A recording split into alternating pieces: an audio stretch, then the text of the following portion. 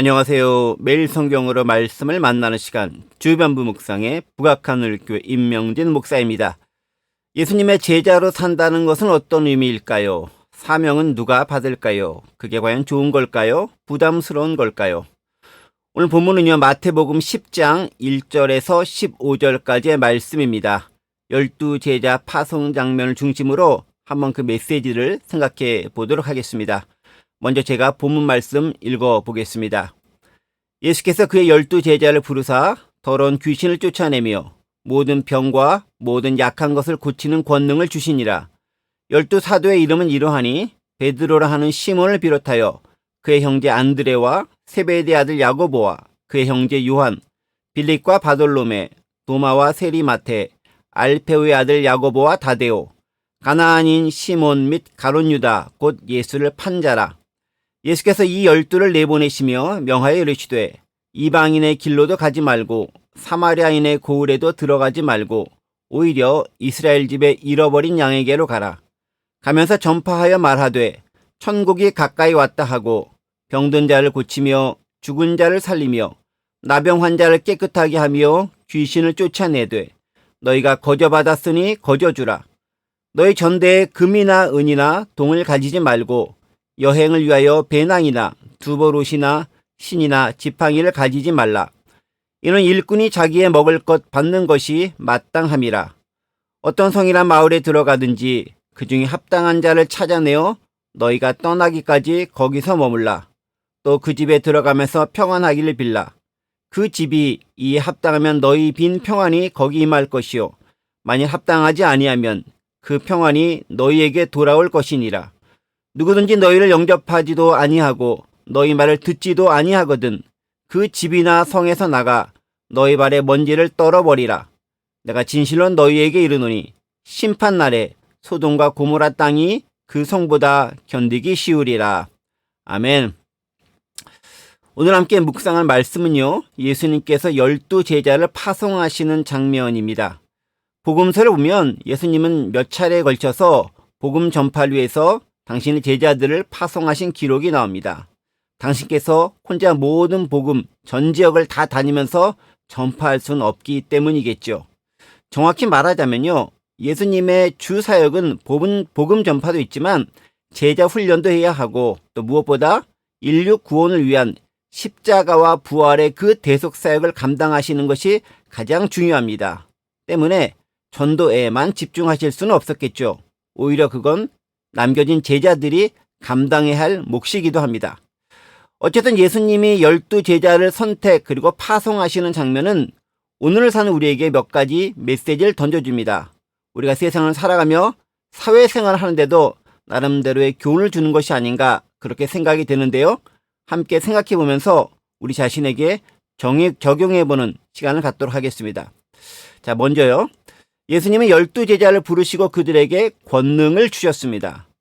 당시 주셨던 그 권능이 오늘날 예수님의 제자로 사는 우리에게 주신 것과 동일한 것인가에 대해서는 이견이 있을 수 있습니다. 하지만 예수님의 제자라면 누구나 권능을 받습니다. 오늘날에는 특별히 성령의 동행하심이 가장 큰 권능의 증표일 것입니다. 물론 그 당시 행했던 병고침, 귀신 쫓아냄, 약한 것을 고치심에 이런 다양한 은사들을 직접 받은 분들도 있고 또 그렇지 않은 다른 은사들을 받은 분들도 계십니다.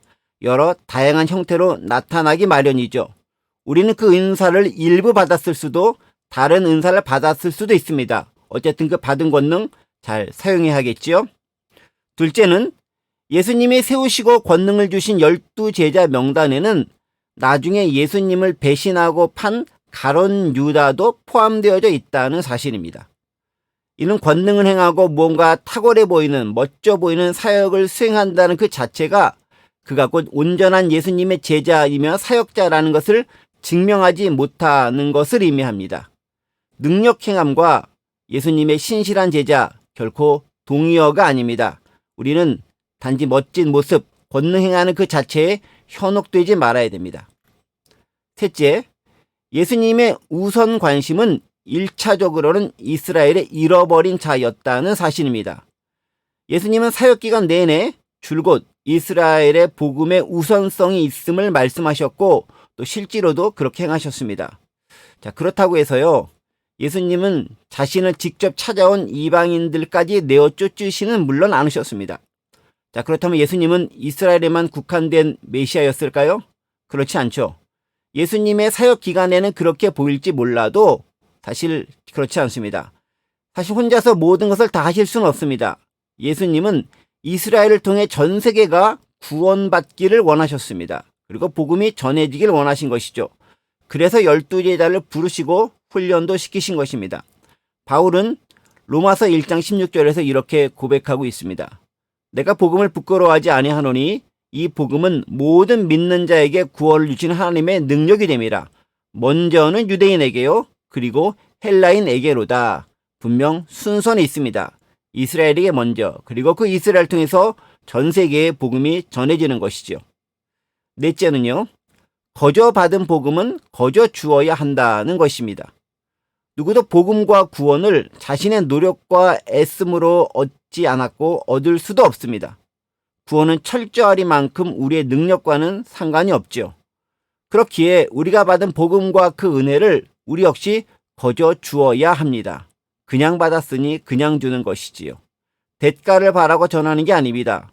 돈을 받고 능력을 행하는 게 아니다라는 말씀이죠. 은혜는 대가 없는 나눔일 때 진짜 멋지게 보이는 것입니다. 다섯째요. 전도 여행에 너무 많은 것을 가져갈 필요가 없다는 사실입니다. 자, 그렇다고 전도 여행 가는데 아무것도 준비하지 마라, 그런 의미는 아닙니다. 예수님이 12제자를 파송했을 때는요, 긴 기간의 여행이 아닙니다. 더하여 긴급성이 요청되는 그런 여행이었습니다. 짧은 기간은 준비에만 너무 많은 시간을 허비하는 것은 무척 비효율적입니다. 무엇이 중요하죠? 말씀에 순종하는 게 중요한 거죠. 자, 그렇게 떠나라는 말씀에 순종하고 전하라는 말씀에 순종하면 현지에서 만나는 사람을 통해 공급받게 되어져 있습니다. 하나님은요, 최소한 당신의 일꾼들을 굶겨 죽이지는 않으신 것 같습니다. 지금까지 제가 제 삶을 보면 그런 것 같습니다. 여섯째요.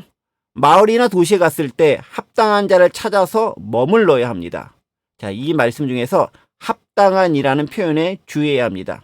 무작정 아무에게나 들어가라는 것도 아니고 막무가내로 쳐들어가라는 이야기도 아닙니다.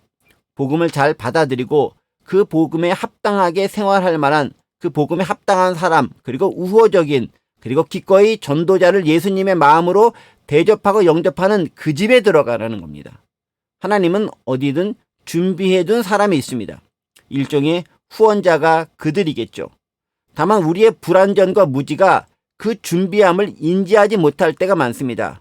믿음으로 나가고 하나님의 시각으로 바라볼 때 후원자도 보이고 준비해둔 그 무엇도 발견하게 됩니다. 7번째요. 머물기 합당한 사람의 집을 찾아 머물면 자주 옮기지 말아야 합니다. 전도자를 예수님의 이름으로 영접함은 예수님 자체를 영접하는 것과 같습니다. 그에 따른 은혜와 복이 그에게 임하게 되는 것이지요. 그런데 거처를 자주 옮긴다는 것은 그렇게 놀라운 특권을 발휘해서 좋은 것을 찾으러 다니는 행위와 다를 바 없습니다. 옳지 않다 하는 것이죠. 비슷한 동네에서 복음을 전할 때는 한 집에 머무는 것이 성경적이고 효과적인 방법입니다. 8번째요. 어느 집에 가든지 먼저 평안을 빌어야 합니다. 이건 전도자의 기본적인 자세이죠. 권능을 받은 예수님의 제자들이기에 그들의 간구는 역사하는 힘이 있습니다. 그리고 평안은 곧 주님의 임재를 상징하는 것입니다. 박해하는 곳은 어떻게 됩니까? 발의 먼지를 떨어버려야 됩니다. 복음에서 멀어진 곳이다 라는 의미를 가지고 있죠. 하지만 그것의 회개의 역사가 일어나도록 기도하는 게 더 좋은, 더 효과적인 방법이 아닐까요? 어느 것이 되었던 복음은 계속해서 전파되어야 됩니다. 자, 마지막으로요. 예수님의 제자로서의 정체성을 가지고 살아야 합니다. 세상에서 그리스도인임을 드러내고 사는 것 쉽지 않은 시대가 지금 시대인 것 같습니다. 하지만 우리가 곧 예수님의 대표자고 사도이고 대리인입니다. 세상은 우리를 통해서 예수님을 보고 기독교를 알고 복음을 받아들입니다. 스스로 기독교임을 자각하고 살아갈 때 누구에게도 부끄럽지 않은 당당한 삶을 제대로 살아갈 수 있을 것입니다. 물론 핍박과 어려움, 손해는 각오해야 합니다. 그게 어쩌면 우리가 참된 그리스도인임을 증명하는 반증이자 증표가 될 수 있습니다. 바로 이러한 예수님께서 제자를 파송하실 때 주셨던 여러 가지 말씀들은 오늘 우리의 삶에도 적당하게, 적절하게, 좋은 쪽으로 적용될 수 있으리라 믿습니다. 그런 삶을 잘 살아갈 수 있는 저와 여러분들 되시기 바랍니다. 함께 기도하겠습니다.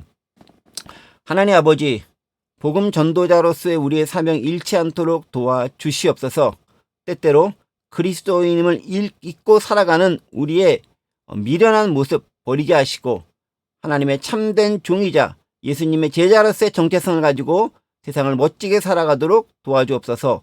감사드리며 예수님의 이름으로 기도드립니다. 아멘. 오늘도 주님의 사명 맡은 제자로서의 삶에 최선을 다하는 삶이 됩시다. 샬롬.